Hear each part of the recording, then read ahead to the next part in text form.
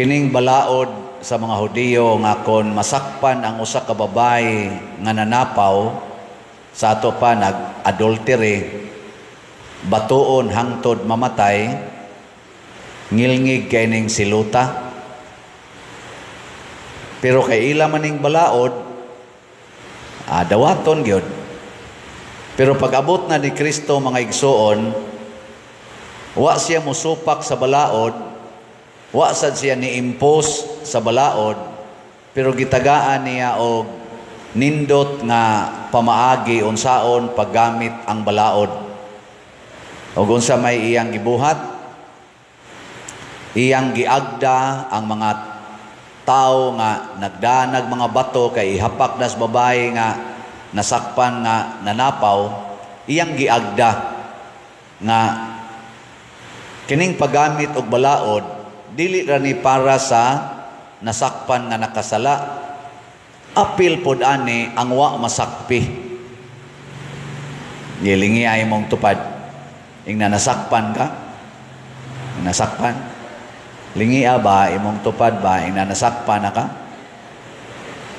ano man mo manglingi, wa pa man mo masakpi. Gikonobi, isa kunos kamot, kinsa dinhi ang wa gyud sa karong adlaw. Taas ang kamot. Nang wa gyud sala ba? Na ini isa, ako siguro ko ana kay bata nang gamay. Ang bata ray way sa, pero kanang gadadag bata karon, nasada na. Muna ingon si Jesus, sige, gamitan na ninyong balaod. Pero ang dunay katungod nga mosilot nining sad-an kadtong waysa, kinsa ninyo ang waysala mo'y muunag hapak og bato. Sa standard di ay sa Ginoo mga igsoon, ang ayang mosilot sa sad-an kadtong waysa. Sa ato rong sitwasyon sa atong nasod na may gasigig sinilutay diha, na ay gipadadag supina, na ay gipadadag warrant of arrest, na asay gipang contempt, gipang priso, na asay gipadang adto sa ICC. Sa inyong tanaw, kanang naghatag ana nga maong mga actions nga naay gipang priso dito sa Kongreso, na gipriso, na gi-contempt, na gipadas ICC, kanang nagbuhat ana naa sila'y sawa.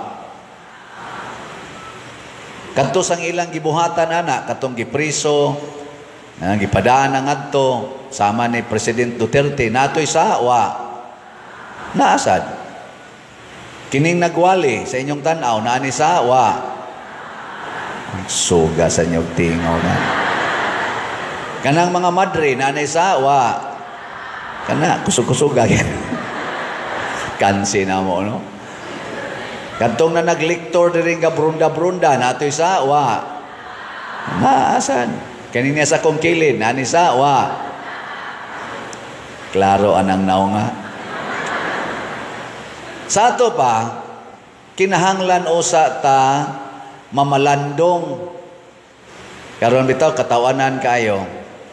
Kay ang ilang kita na sa social media ba, kani ako komentaryo lang mga katawa ko magtanaw ba, katong gipatawag sa to Quadcom, Tricom ba to, naay gipatawag nila nga moadto dito kay resource person in aid of legislation, wa man nga ang uban kay nanagana ba nga makontempt ta dia, ipapriso ta dia, murag na nga hadlok, perti nilang panaway, kamo day nya kasagaran nato diri mas pika side sa mga Duterte side man, mga supporters ang ipatawag, mga vloggers ba to, nga resource person dito sa office sa Vice President, mga inana sa una pa ba kato mga hiring-hiring ilag yung yubiton nga kuan ko no, kana ganing nganong mahadlok mo adto, nganong dili mo tuman sa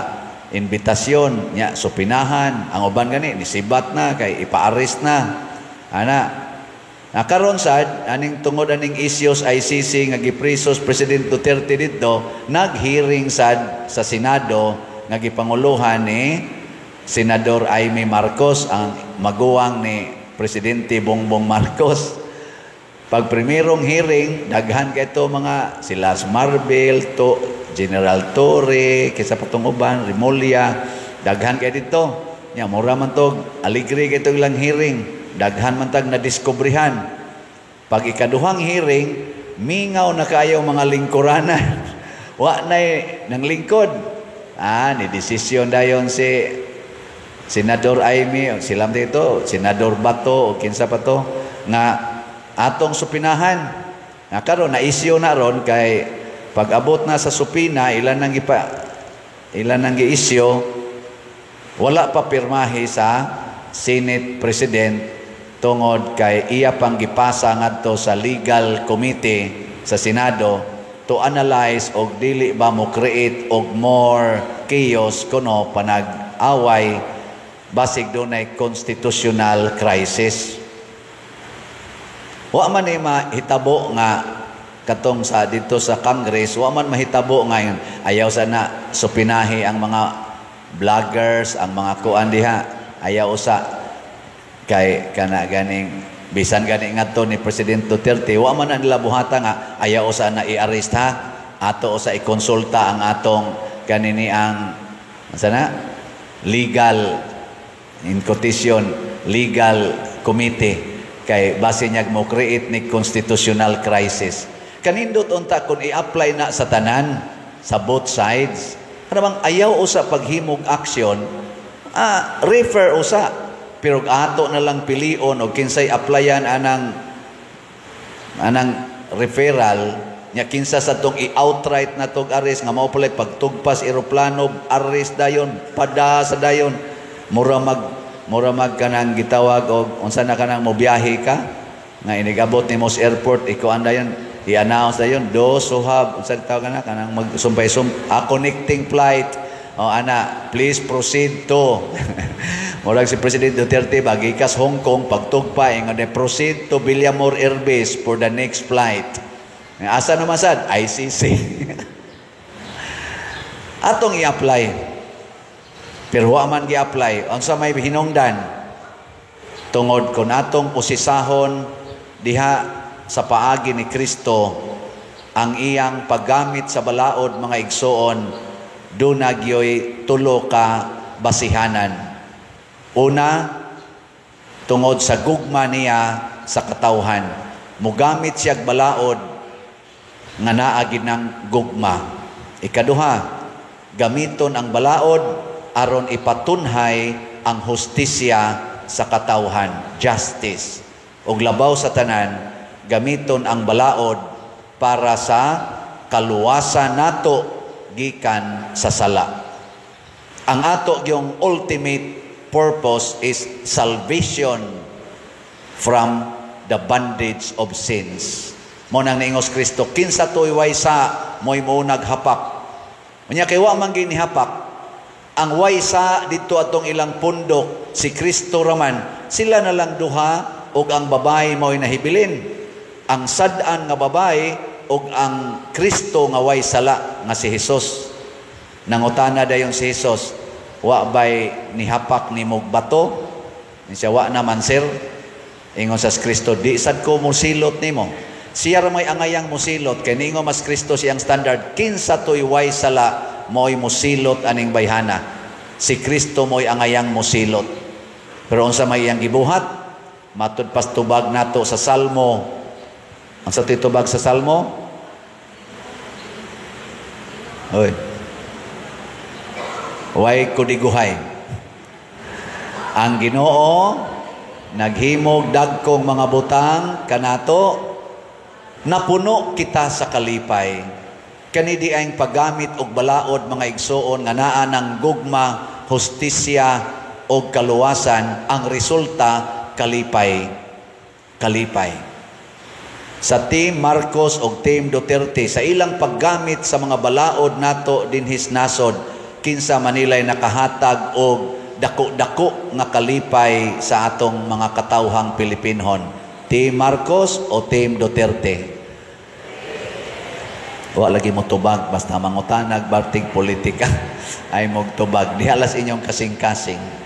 Unya karon kay umaabot mang eleksyon, ang atong pilion kadtong mga kandidato, kandidata sa pagkasenador, nga region padong sa pagkakonsihal sa lungsod, nga mogamit og balaod aron malipay ang kinabag-ang Filipinos, dili lang ang pipila, dili lang ang usara ka partido mo'y malipay. Kana yung kinabag-an yun mo'y malipay. Di man kita kalipay sa tanan, sama ni Kristo. Wa man siya makalipay sa mga leader sa mga Hudiyo. Pero ang kinabag-ang katawhan, hangtod karon ni api, abot na din sa Liluan, din San Vicente, nangalipay yun. Nga naman, kay nagamit lagi og balaod, pinasubay sa gugma, hustisya og kaluwasan. Kining pagpamalit og slot, unsa man sa inyong tanaw, ako ramang sanang balaod-balaod din nga pamalit mog slot. Sa inyong paminaw, makahatag ka nagkalipay natong mga katawhan? Kusga? Kadtong ni Oyon nga makahatag, ayaw mog uli nga dili mo kapalit og slot. Kay may nang magbilin mo din higkalipay, kaysa manguli mo nga kamura ginaglipay-lipay kaon-kaon, ana, nyawa mo nakalipay sa kinabag-an. Ang balaod sa paggasto og kwarta, mga igsoon, unsaon man, gastuha ang kwarta para sa mga nanginahanglan. Naasa kay imong kinahanglan, naasay kinahanglan imong isig katao, bahini gyud ang imong isig katao. Pila ra man sa ni atong gipangayo dinhi, atong SBF dag para sa kumbinto, 500 pesos. Ang atong para sa atong pista o sa atong Holy Week celebration, kanang God's Healing and Deliverance, GHDP, 100 pesos.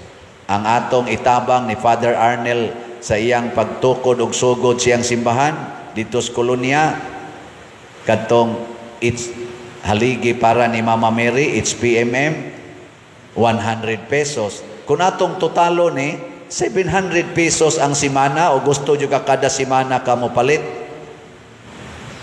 gamay ra kay na kamong tibok pamilya magtinabangay mo unsa may buhaton aron gyud mapakita ninyo nga sundon taning balaod ni Father sa pag-donate kaning slat-slat unsa may buhaton sayong ra kayo karon Lenten season, ting fasting and abstinence, ting sakripisyo.